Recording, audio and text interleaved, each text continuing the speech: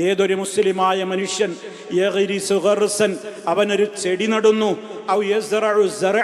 അല്ലെങ്കിൽ ഒരു കൃഷിയിൽ അവൻ ഏർപ്പെടുന്നു, അങ്ങനെ ആ കൃഷി മുഖേന അല്ലെങ്കിൽ ആ ചെടിയിൽ നിന്ന് ഉൽപ്പാദിപ്പിക്കുന്ന ഉൽപ്പന്നങ്ങളിൽ നിന്ന് തൈറുൻ പക്ഷിപറവാദികൾ ഭുജിക്കുന്നു, ഔ ഇൻസാനുൻ അല്ലെങ്കിൽ മനുഷ്യർ ഭക്ഷിക്കുന്നു, ഔ ബഹീമത്തുൻ അല്ലെങ്കിൽ മറ്റു മൃഗങ്ങളോ കാലികളോ ഒക്കെ ഭക്ഷിക്കുന്നു, ഇല്ലാ കാന ലഹു ബിഹി സദഖ, അതൊക്കെ അവന് സ്വതക്കയായി രേഖപ്പെടുത്തപ്പെടാതിരിക്കില്ല എന്നാ പറയുന്നത്. സ്വതക്കയാണത്.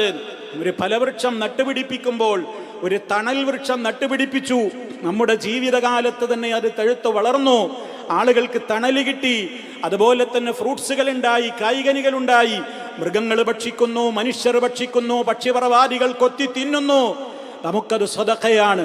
മരിച്ചാലും മുറിഞ്ഞു പോകാത്ത ജാരിയായ സ്വതക്കയാണത്.